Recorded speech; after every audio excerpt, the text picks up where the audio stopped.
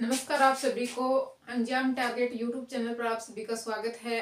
हम पिछले वीडियो में हमने कवर किया था मूल अधिकारों के बारे में संविधान के। तो मूल अधिकार कहाँ से लिए गए थे? अमेरिका के संविधान से लिए गए थे। उसको क्या बोला जाता है? भाग 3 के अंतर्गत रहेंगे मूल अधिकार।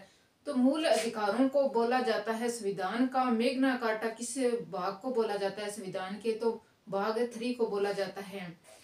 तो पूरे हमने जो 6 रहेंगे हमारे मूल अधिकार पिछले वीडियो में हमने कवर किया था। आज हम करेंगे नीति निर्देशक तत्व और मूल कर्तव्यों के बारे में। तो चलो स्टार्ट करते हैं। नीति निर्देशक तत्व, राज्य के नीति निर्देशक तत्व की हम बात कर रहे हैं। तो राज्य के नीति निर्देशक तत्व अनुच्छेद पूछे तो कौन से अनुच्छेद के अंतर्गत आते हैं? तो अनुच्छेद 36 से लेकर 51 तक जो अनुच्छेद रहेंगे उनमें किसकी बात की गई है? राज्य की नीति निर्देशक तत्व की बात की गई है। तो चलो स्टार्ट करते हैं, इसको पढ़ते हैं। तो राज्य के नीति निर्देशक तत्व है किस संविधान से लिए गए? कौन से देश के संविधान से लिए गए हैं? तो आयरलैंड के संविधान से लिए गए हैं। किसके संविधान से लिए गए हैं? आयरलैंड के संविधान से लिए गए हैं। और क्या रहेगा? जो इसकी सिफारिश किसने की थी? राज्य के नीति निर्देशक तत्व बनाने के लिए संविधान के अंदर सिफारिश BN राव के द्वारा की गई है। किसके द्वारा की गई है? BN राव के द्वारा की गई है। और क्या पूछ सकता है हमसे? और पूछ सकता है कि जो इसका प्रारूप है वो किसने तैयार किया था? तेज बहादुर सप्रू द्वारा इसका प्रारूप तैयार किया गया है। प्रारूप की हम बात कर लेते हैं। किसके द्वारा तैयार किया गया है प्रारूप? तेज बहादुर सप्रू के द्वारा इसको तैयार किया गया है। और राज्य के नीति निर्देशक तत्वों के अंदर क्या बात कही गई है? कल्याणकारी राज्य की बात की गई है। लोक कल्याणकारी राज्य की बात की गई है। इसके अंतर्गत है क्या बात की गई है? लोक कल्याणकारी राज्य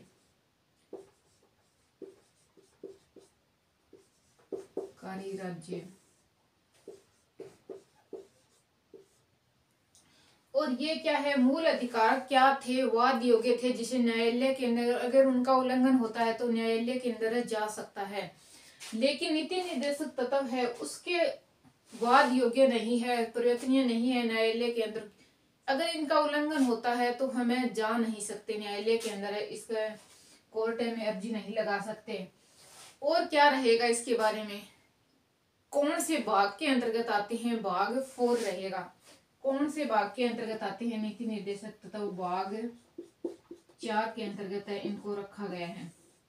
एक तो क्वेश्चन पूछा जाएगा कि किस अनुच्छेद के अंतर्गत आते हैं? 36 से लेकर 51 अनुच्छेद के अंतर्गत नीति निर्देशक तत्वों की बात की गई है संविधान के अंदर। और भाग पूछ ले तो भाग कौन सा रहेगा? 4th भाग रहेगा। और पूछ ले कौन से संविधान से लिया गया है इसके पार्ट को? तो आयरलैंड के संविधान से लिया गया है। ज्यादातर ये क्वेश्चन पूछा जाता है एग्जाम के अंतर्गत।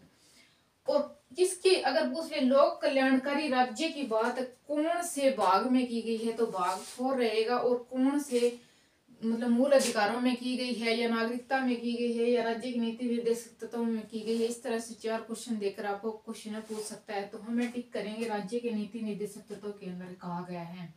और अगर इसका प्रारूप पूछ ले कि इसका प्रारूप किसने तैयार किया था? तो तेज बहादुर सप्रू द्वारा तैयार किया गया था। और इसकी सिफारिश किसने की थी? नीति निर्देशक तत्व को संविधान में डालने के लिए सिफारिश किसने की थी? BN राव के द्वारा सिफारिश की गई थी इसके लिए। तो ये तो हो गया मेन बात। अब हम चलते हैं कि अनुच्छेदों के ऊपर, राज्य के नीति निर्देशक अनुच्छेदों के ऊपर 36 के अंदर अनुच्छेद 36 से स्टार्ट होता है। तो आर्टिकल 36 के अंतर्गत क्या कहा गया है? किसकी बात की गई है? राज्य की परिभाषा दी गई है। राज्य के नीति निर्देशक तत्वों के अंदर राज्य की परिभाषा दी गई है। राज्य नीति निर्देशक कौन से है? तो राज्य के अंदर आ जाता है एक तो भारत सरकार। और पिछले वीडियो में मैंने बताया था भारत सरकार के अंदर ही संसद ऐड होती है। आगे हम बात करेंगे स्थानीय निकायों की। स्थानीय निकाय इसके अंतर्गत शामिल होता है। और राज्य की सरकारें रहेगी, विधानमंडल भी इसके अंदर शामिल रहेगा। और क्या आते हैं? प्राधिकारी आते हैं बड़े बड़े इसके अंतर्गत है। तो अनुच्छेद 36 के अंदर इसकी बात की गई है। और आर्टिकल है, हम बात कर लेते हैं अगले आर्टिकल 37 के अंतर्गत क्या कहा गया है कि जो राज्य के नीति निर्देशक तत्व है तो वाद योग्य नहीं है, न्यायालय के अंदर हमें अर्जी नहीं लगा सकते इसके अगर उल्लंघन होता है तो। और राज्य के नीति निर्देशक तत्व है क्या है कि सभी राज्यों में ये लागू नहीं है, अगर कोई राज्य चाहता है तो इनको लागू कर सकता है, मतलब समाज के कल्याण के लिए इसको बनाया गया है और राज्य का दायित्व होता है कि वो इसको लागू करे। अगर न लागू करे तो हमें इसके लिए अर्जी नहीं दे सकते, कहाँ पे, न्यायालय के अंदर। तो ये अगर इनका उल्लंघन होता है, कुछ भी होता है, तो ये वाद योग्य नहीं है, ये न्यायालय के अंदर परिवर्तनीय नहीं रहेंगे।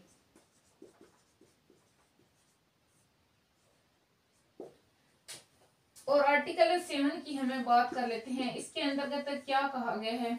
आर्टिकल 38 की हम बात कर लेते हैं, इसके अंतर्गत लोक कल्याण की जो विधियां हैं वो लागू करने की बात कही गई है। समाज के अंतर्गत लोक कल्याण की जो विधियां हैं उसको लागू करने की बात कौन से आर्टिकल में रहेगी, तो आर्टिकल किसकी बात करें हम, आर्टिकल 7 में हम पढ़ेंगे, 38 में हम पढ़ेंगे कि समाज के अंदर लोक कल्याणकारी, समाज में लोक कल्याणकारी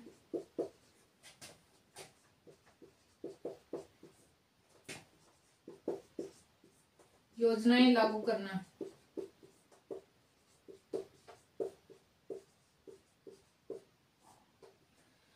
और आर्टिकल 39 के अंदर क्या कहा गया है, जो मजदूर है जिसके अंतर्गत महिला और पुरुष दोनों है उनको क्या कहा गया है कि उनको समान वेतन दिया जाए। महिला तथा पुरुष दोनों को समान वेतन मिलना चाहिए, कार्य महिला और पुरुष दोनों को समान वेतन दिया जाए, समान वेतन दिया जाए तथा जो श्रमिक है महिला तथा पुरुष दोनों, महिला तथा पुरुष कि क्या की जाए, स्वास्थ्य की सुरक्षा की जाए, जो काम कर रहे हैं उस जगह क्या की जाए, इनकी स्वास्थ्य की सुरक्षा की जाए, स्वास्थ्य की सुरक्षा की बात कही गई है। कौन से अनुच्छेद के अंतर्गत रहेगी, 39 के अंतर्गत। आर्टिकल रहेगा मोस्ट इंपोर्टेंट है, आर्टिकल रहेगा 40। एक तो 38 आर्टिकल इंपोर्टेंट है और एक रहेगा 40 आर्टिकल मोस्ट इंपोर्टेंट है। आर्टिकल रहेगा गांधीवादी नीति निर्देशक के तत्व के अंतर्गत आता है इसे। मतलब आर्टिकल 40 के अंदर क्या कहा गया है, इसमें पंचायतों के बारे में कहा गया है कि राज्य के अंदर पंचायतों का निर्माण किया जाए, पंचायती संस्थानों का, पंचायती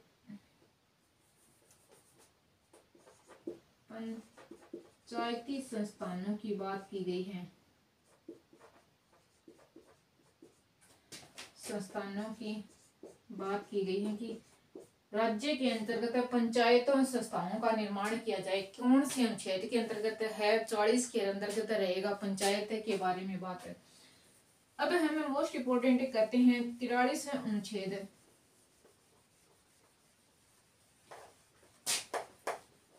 43 अनुच्छेद के अंतर्गत क्या है, मजदूर कुटीर उद्योगों तथा मजदूरों की मजदूरी के बारे में बात की गई है।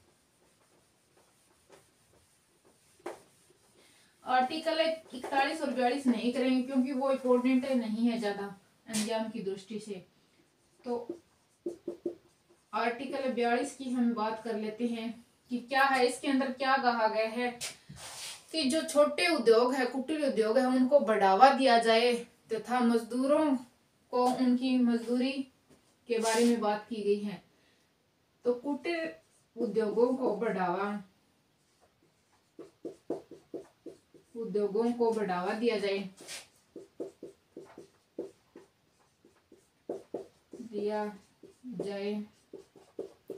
वह मजदूरों की मजदूरी के बारे में, मजदूरों की मजदूरी के बारे में बात की गई है, के बारे में बात की गई है। आगे रहेगा मोस्ट इम्पोर्टेंट आर्टिकल है ना, 42 आर्टिकल नहीं है, 43 आर्टिकल है रहेगा। आर्टिकल 44 रहेगा, मोस्ट इम्पोर्टेंट आर्टिकल रहेगा 44 की समान सिविल सेवा की बात की गई है। इम्पोर्टेंट लगा देना इसके अंतर्गत है। समान सिविल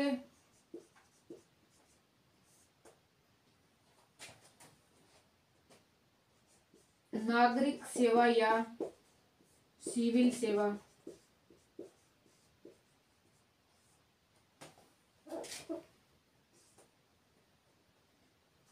सहायता की बात है की गई है।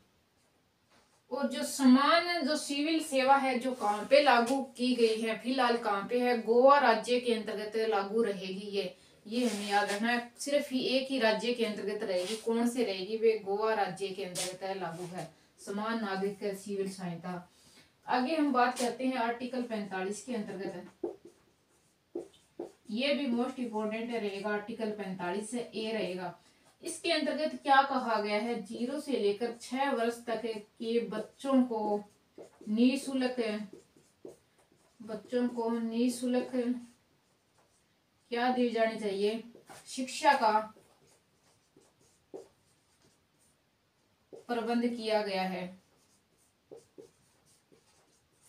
कौन से में रहेगा? आर्टिकल 45 के अंतर्गत रहेगा, मोस्ट इम्पोर्टेंट रहेगा। आर्टिकल 46 के अंतर्गत अनुसूचित जाति तथा जनजाति के शिक्षण संस्थानों की बात की गई है।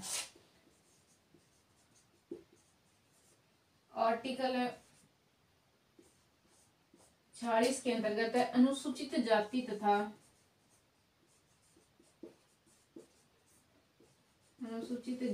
तथा जनजाति जाति के शिक्षण संस्थानों की बात की गई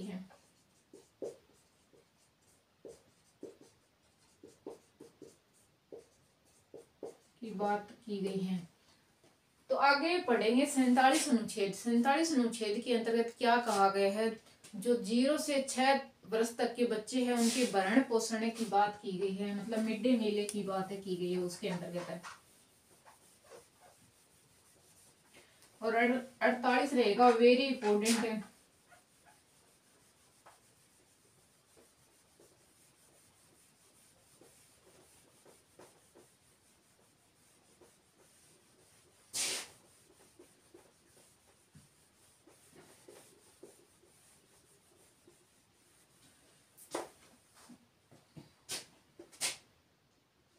सैंतालीस रहेगा। आर्टिकल 47 के अंतर्गत क्या कहा गया है? इसके अंतर्गत कहा गया है जो 0 से 6 वर्ष तक के बच्चे हैं उनके भरण पोषण की बात की गई है। 0 से 6 वर्ष तक के बच्चों के भरण पोषण का वर्णन। आगे आता है मोस्ट इम्पोर्टेंट रहेगा 48 अनुच्छेद। आर्टिकल 48 के अंतर्गत कृषि तथा पशुपालन के बारे में लिखा गया है। कृषि तथा पशुपालन के बारे में, कृषि तथा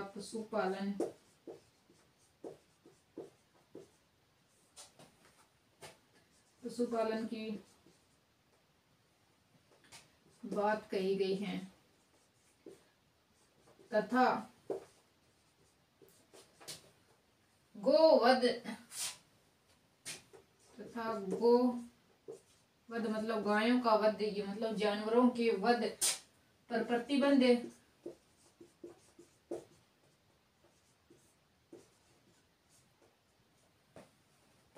का वर्णन किया गया है। और 48A के अंतर्गत आएगा, मोस्ट इम्पोर्टेंट ये भी आता है, ये हमें जाना ही रहता कि पर्यावरण संरक्षण तथा वनों की सुरक्षा की बात कौन से अनुच्छेद में कही गई है? 48A में रहेगा। ये कई बार 51 में हम कंफ्यूजन में रह जाते हैं कि 51 में, लेकिन 48A में किसकी बात की गई है? पर्यावरण संरक्षण पर्यावरण संरक्षण तथा वन्य जीवों तथा पेड़ पौधों की सुरक्षा की बात कही गई है।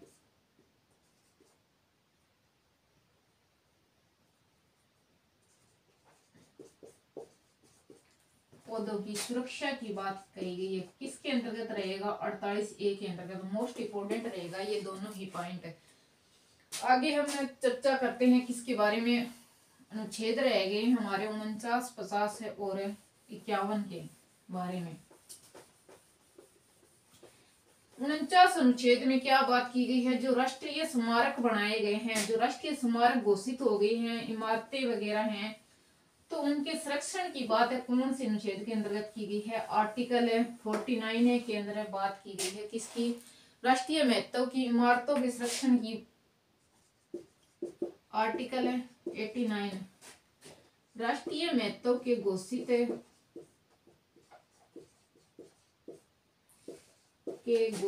स्मारक तथा इमारतों के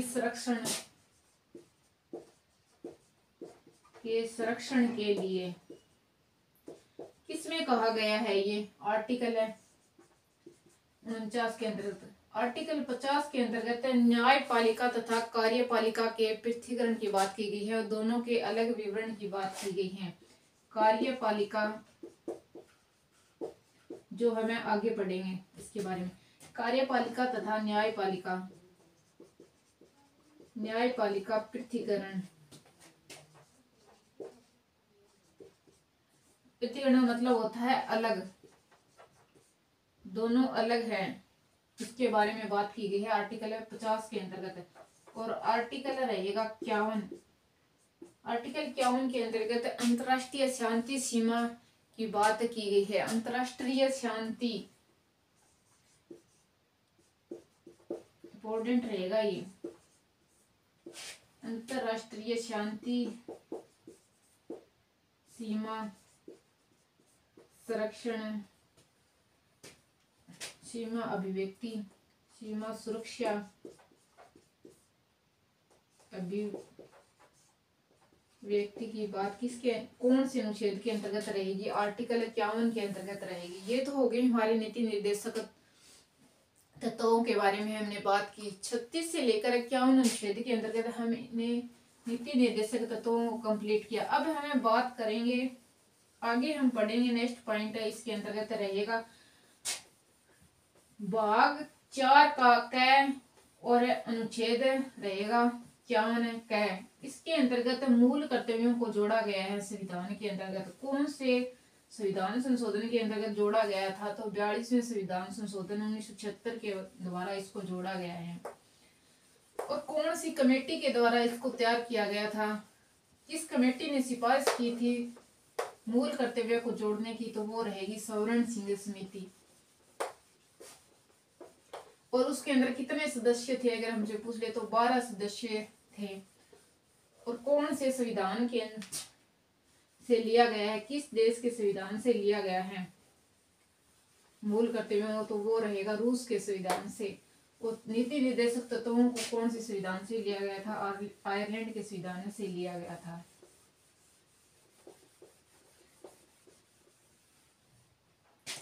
किसकी बात करेंगे? हमें मौलिक कर्तव्य पढ़ने जा रहे हैं। हमें इसी पार्ट के अंतर्गत है मौलिक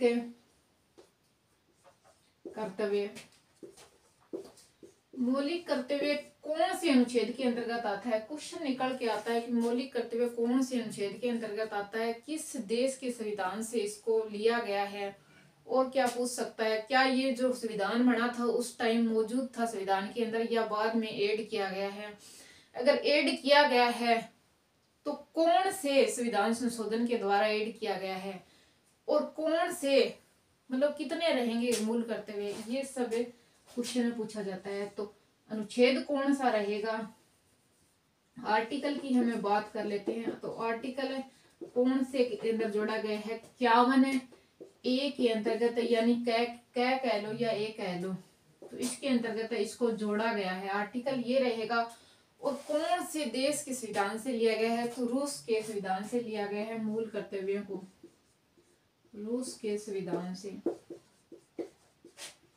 और कौन सी समिति के द्वारा, मतलब कौन सी समिति के द्वारा इसको तैयार करने की सिफारिश की थी मौलिक कर्तव्यों को संविधान के अंदर जोड़ने के लिए, तो स्वर्ण सिंह समिति रहेगी वो, स्वर्ण सिंह समिति। कितने सदस्य रहेंगे इसके अंतर्गत, 12 सदस्य रहेंगे।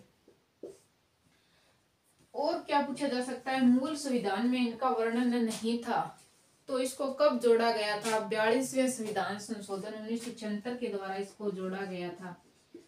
42वें संविधान संशोधन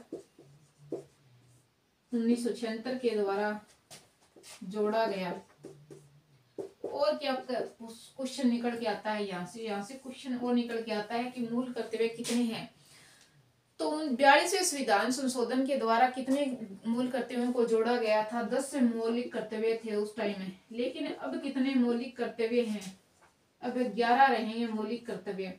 तो जो 11वां मौलिक कर्तव्य है वो कौन से संविधान संशोधन के द्वारा जोड़ा गया था, तो 86वां संविधान संशोधन 2002 के द्वारा जोड़ा गया था। 86वां संविधान संशोधन 2002 के द्वारा जोड़ा गया। तो क्या था इसके अंदर, 6 वर्ष से लेकर 14 वर्ष की आयु के बच्चों को निःशुल्क शिक्षा प्रदान करना। 6 वर्ष से लेकर 14 वर्ष तक के बच्चों को निःशुल्क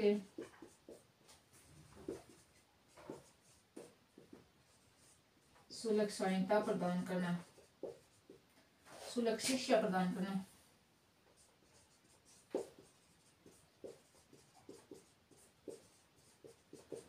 और वैसे हमें पता होना चाहिए कि मौलिक कर्तव्य क्या होते हैं, जैसे देश का झंडा फहराना, राष्ट्रीय गान, इन सब का सम्मान करना। जो पीछे आंदोलन हुए हैं, जो हमारे आंदोलन के अंदर भाग लिया था जिन शहीदों ने, उनके बारे में हम याद करते हैं, उन सब का सम्मान करना।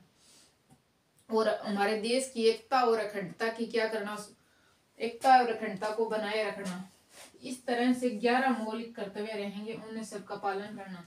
लेकिन इसको जैसे मूल अधिकार को लागू करने के लिए बाध्य किया जा सकता है, मतलब न्यायालय में जा सकते हैं। लेकिन जो ये मौलिक कर्तव्य है, नीति निर्देशक तत्व है, इन सभी को लागू करने के लिए मतलब बाध्य नहीं किया जा सकता किसी को भी। अगर इनका उल्लंघन होता है तो हमें कुछ नहीं कर सकते, ना ही हम न्यायालय जा सकते, कहीं पे भी इसकी शिकायत नहीं की जा सकती। तो ये तो रहेंगे मौलिक कर्तव्य और नीति निर्देशक तत्व को हमने कंप्लीट किया। Thank you. मिलते हैं नेक्स्ट वीडियो में। अगर वीडियो अच्छी लगी तो लाइक करना, शेयर करना, सब्सक्राइब करना।